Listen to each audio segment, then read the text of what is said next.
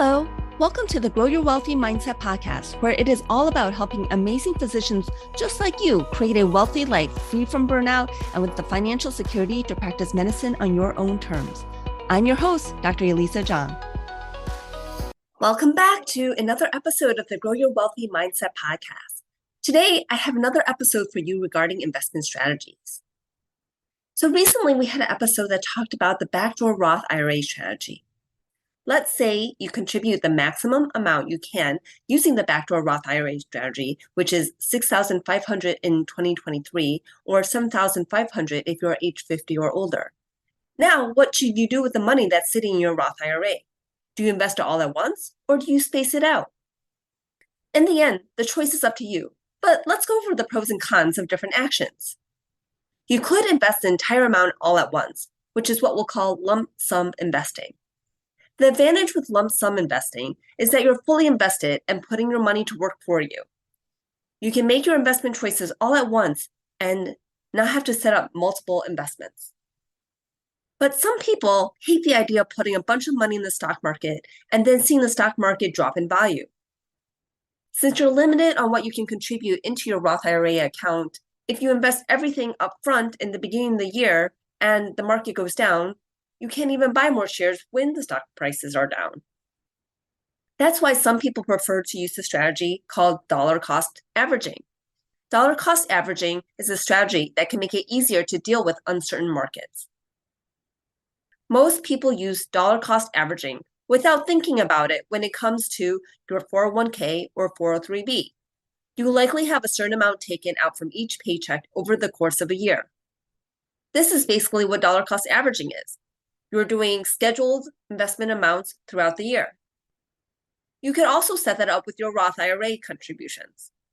Brokerage firms allow you to set up automatic investments so you don't actually have to come back and regularly make those investments yourself. You could set up your account to buy more shares of your index funds every week, every 2 weeks, every month, or whatever interval you like. You could do it over a course of 3 months, 6 months, or the entire year. The benefit of dollar cost averaging is that it removes the pitfall of market timing.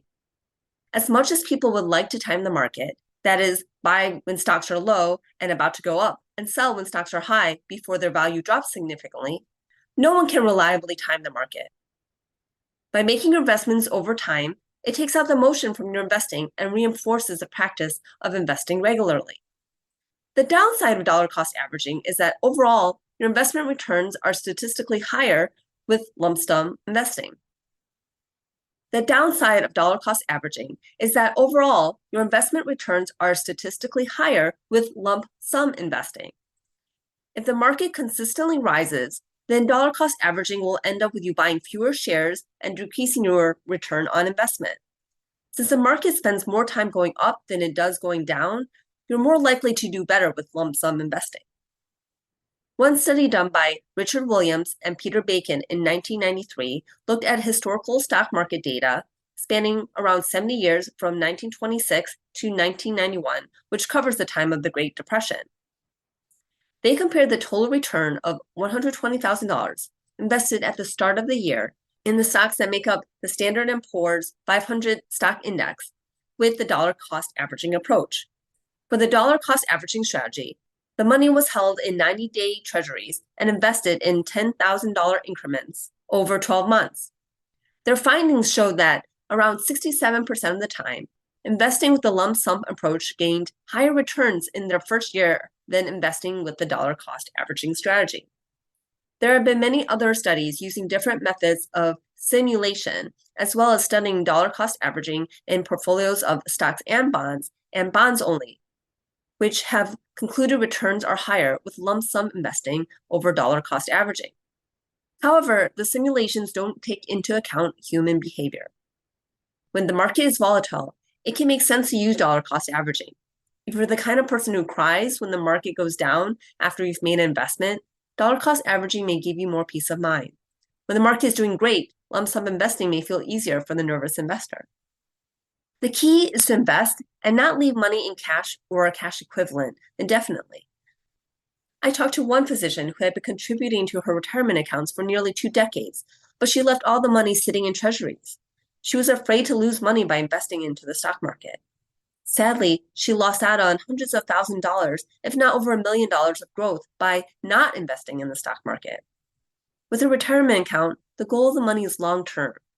Even if you are nearing traditional retirement age of 65, life expectancy is so long that you can expect to live another 2 to 3 decades, so your investment horizon is still actually long-term.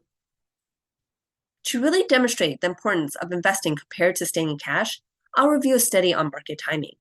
The study looked at 5 different scenarios where $2,000 was invested into the S&P 500 index each year for 20 years from 2001 to 2020. In the case of perfect market timing, the $2,000 was invested into the S&P 500 index fund at the lowest share price of the year. So in 2001, the $2,000 was invested on September 21st, and in 2002, another $2,000 was invested on October 9th, which was the lowest share price of 2002. And this occurred every year for 20 years. In the case of immediate investing, the $2,000 was invested in the S&P 500 index fund on the first day of trading each year. In the case of dollar cost averaging, the $2,000 was invested in 12 equal portions and invested at the beginning of each month. In the case of worst market timing, the $2,000 was invested into the S&P 500 index fund at the highest share price of the year. The first $2,000 was invested on January 30th, 2001, and the second $2,000 investment was invested on January 4th, 2002, and so on for each year. In the last case, the money was left sitting in treasury bills and was never invested into stocks.